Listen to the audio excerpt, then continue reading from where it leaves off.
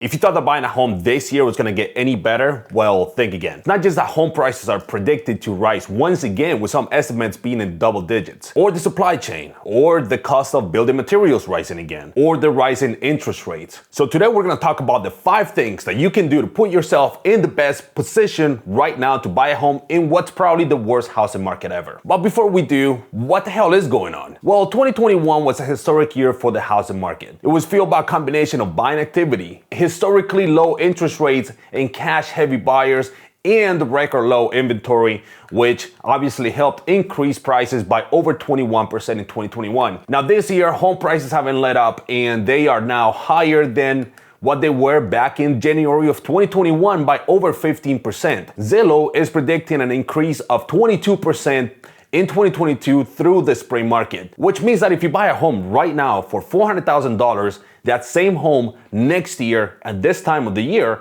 it will be worth about $488,000. How in the hell is that sustainable? Well, it probably isn't. Anyways, and instead, while inventory levels are not normalizing just yet, the situation is getting worse. The supply of homes are falling, and they're now down to a record low of 16.5% from last year. There were just 860,000 homes for sale at the end of January of 2022. At the current sales pace, it will just take about 1.6 months for inventory to completely be gone. Meaning that if nobody put another home for sale right now, it would just take a little bit over a month and a half to buy all of the houses available in the United States alone. Now that lack of inventory means that buyers will once again be forced to bid up prices in the hopes that they actually be able to land a home. So who's getting screwed? Well, obviously everybody, but especially first-time home buyers and those buying homes under $200,000 are the ones who are suffering the most. The supply of homes between $100,000 to $250,000 was down 23% from a year ago. And one of the main reasons is because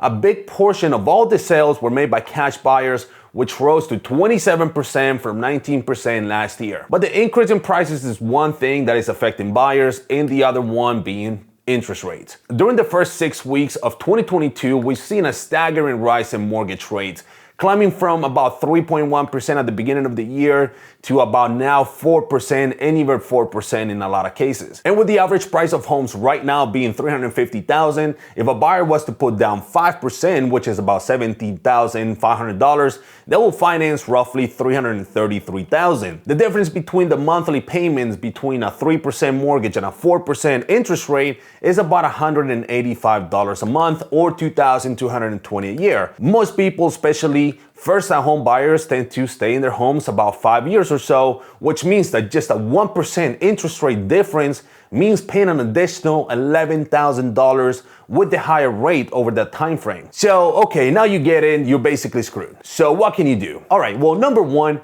you want to qualify for what's called a conventional mortgage. What is a conventional mortgage? A conventional mortgage is probably the most common loan out there for most home buyers. If you're a first-time home buyer, the minimum down payment is just 3% of the purchase price, and it requires at least a 640 credit score. If you're a repeat buyer, the minimum down payment is about 5%. However, qualifying for a conventional loan can be tricky, because even though it just requires a minimum 640 credit score, it doesn't mean that you will qualify with a 640 credit score. Why is that? Because conventional loans are very stringent when it comes to your credit history. If you have been slipping on your credit, i.e. missing payments, car repos, collections, not paying your accounts, you're simply not going to qualify. This is the main reason why most people end up having to do an FHA loan, because it's actually very easy to qualify for and it doesn't need great credit. Here's the problem. If you're competing against 10 other offers on the same house, and the seller and the realtor are going to choose an offer that has financing,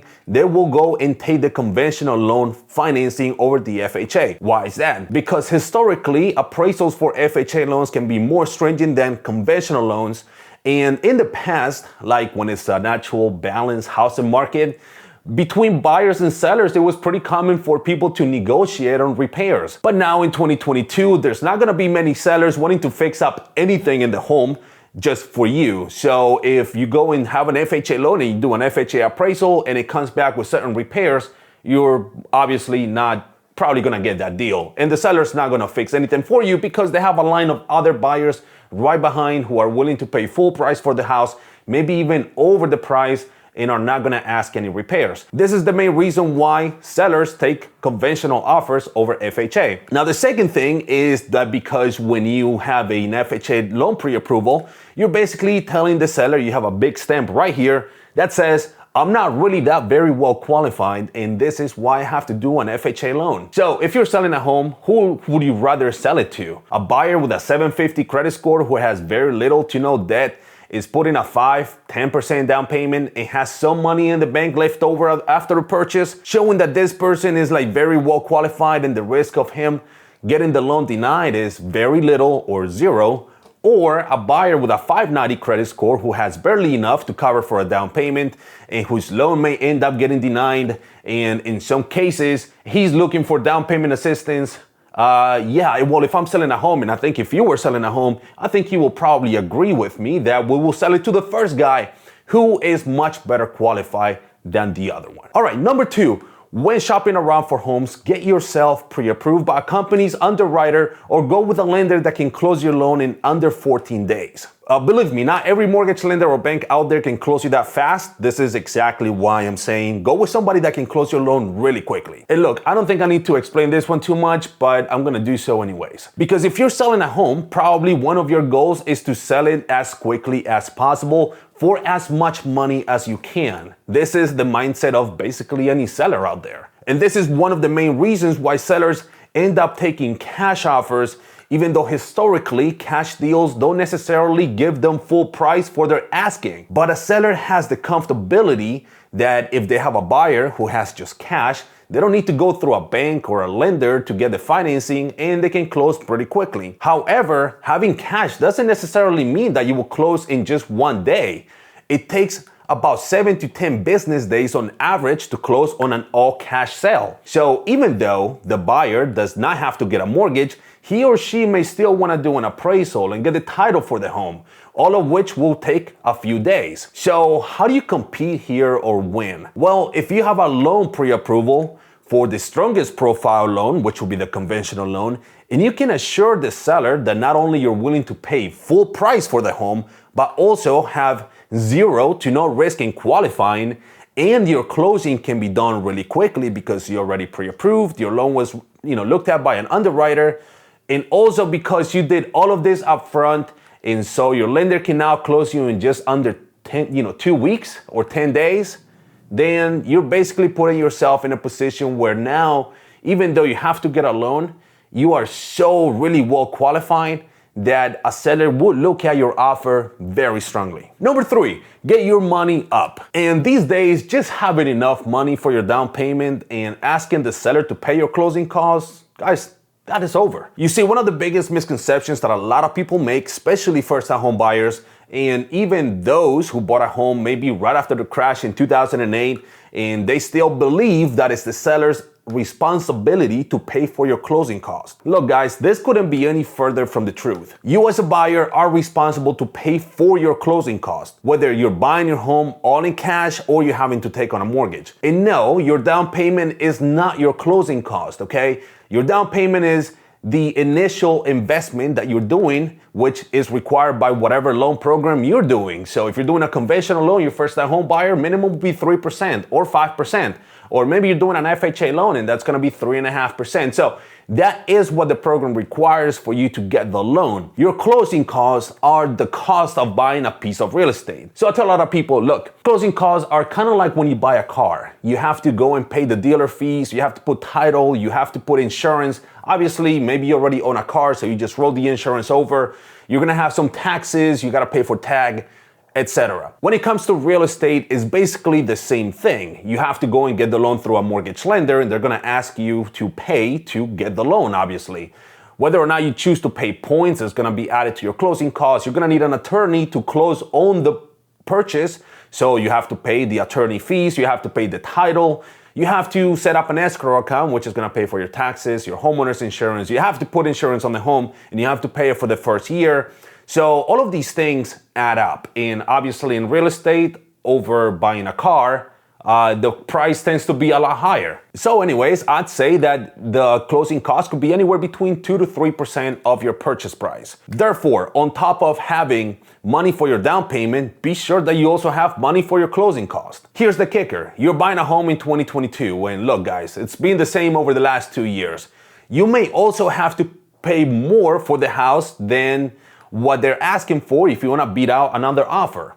Because nowadays, it takes more than just offering full price for a home if you want to win it. And look, a lot of my clients understand this and they know that they're probably going to have to offer $10,000, $20,000 or more to win a home. I actually had a client a few months ago who loved the house that he was looking at, and he ended up offering $50,000 more for it. Now, in some states like California, probably offering 50 grand for a home over the ask price is nothing, but here in Georgia, it's a lot of money. And look, I'm not saying that you should do something like this especially if you're not in a position to do it.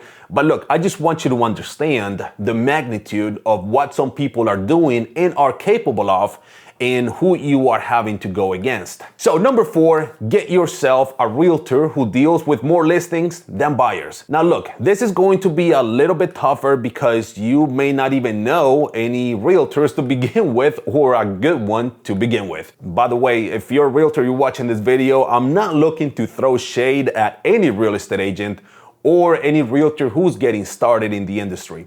This is not what I'm trying to say. What I mean is that you should get yourself a realtor who has more listings than buyers, because you're gonna put yourself in the odds of working with someone who may give you a little bit of an insider about a house that will go under contract, or may be under contract and the contract is about to fall through because probably the buyer's not gonna qualify, or maybe this listing agent, because he does so many listings, he's gonna have a house that he's gonna put on the market, and you could be sort of on the preferred buyers list for him. And by the way, guys, if you don't know this is how realtors get paid. And this is why I think you should go with a listing agent, or at least with an agent that deals with more listings.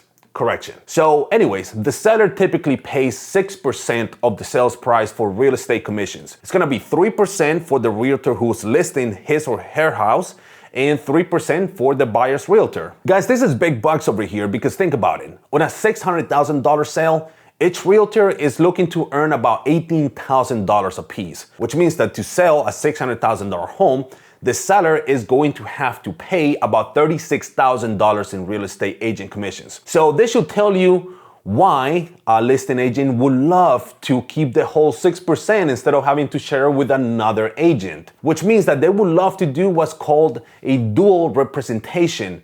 And I don't think dual representation is legal in all states, but here in Georgia where I live, it totally is, where the agent can basically represent both parties, so as long as the parties know and understand that the agent is in fact representing both of them. So in conclusion, if you find a real estate agent who deals with more listings, and they may end up having a listing coming up in your area of a home that you totally love, and it could be a really good fit for you, you would be, probably the first one to get dibs on it. Last year, I had a lot of my clients that way, and I have a lot of real estate connections. I've been in the mortgage industry for over 10 years now.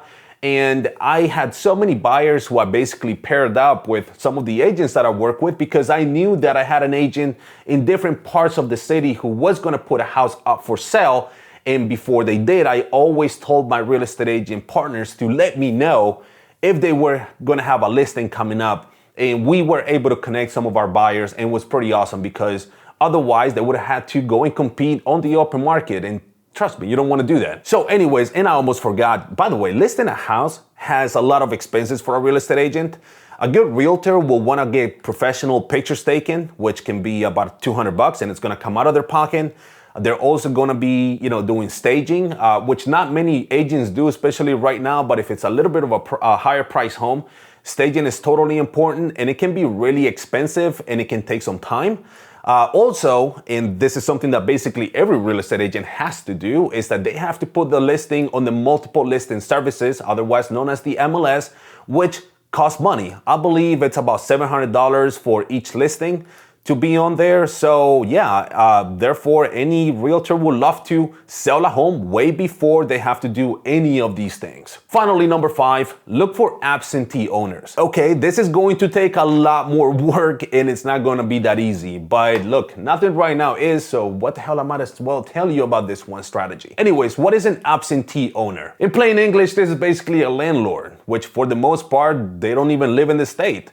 They own a home and they don't live in it, and they live somewhere else. Your goal here is to find these people who may be inclined to selling. Maybe you find a landlord who's a little bit older, doesn't want to deal with being a landlord anymore. And a lot of mom and pops landlords don't want to deal with tenants. So your pitch here is to offer them a great deal on their home while bypassing any real estate representation, which is great because now you're basically telling them that you could save them money by selling you the house directly, no real estate agents involved. The process will be the same. All you have to do is that you gotta make sure you are completely pre-approved by whoever your mortgage lender is gonna be. Make sure that you have the money and be ready to go if you find somebody who will say yes to you. You can find a list of absentee owners on certain databases like listsource.com, propertyradar.com, or CoreLogic, and even Craigslist if you wanna do it for free. And if you want to get phone numbers, because with most of the databases, you won't be able to get phone numbers, or at least real phone numbers, but you'll get the name and you'll get their address so you can mail to them.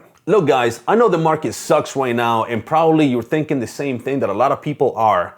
I'm just gonna wait and stay put until the market crashes. Well look, many people have been waiting for the same thing since 2012. Every year, home prices have gone up and it didn't matter that rates dipped to the lowest levels in history 2 years ago, they still didn't buy anything. I gotta tell you this, if buying a home for you to live in is a necessity, it doesn't really matter whether you're paying $10,000, $20,000, or even $100,000 over where the market was a year ago or 2 years ago. You have to think about home ownership as that because it is a necessity, not necessarily an investment. The only way that you think about buying a home as an investment is if you're truly buying it as an investment, which means that you're going to buy it, rent it out, buy it, fix, flip, rent it out, buy it, fix, flip, sell.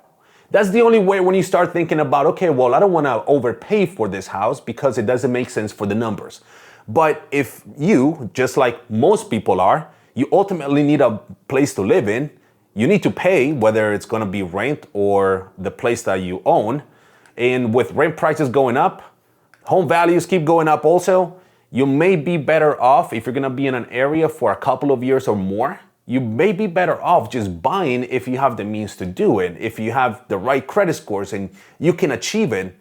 Maybe becoming a homeowner will be a lot better than renting, even though I love renting myself. Anyways, that's it here for now, guys. Hopefully these little 5 tips can help you. If you liked it, make sure that you drop a like on this channel. Make sure that you go ahead and subscribe to the channel as well. I'm not posting as many videos as I was last year because I'm running a company right now, so for me to make these videos takes some time, but I'm gonna try to make it better, okay? Anyways, thank you so much for watching, guys, and I will see you in the next video. Goodbye for now.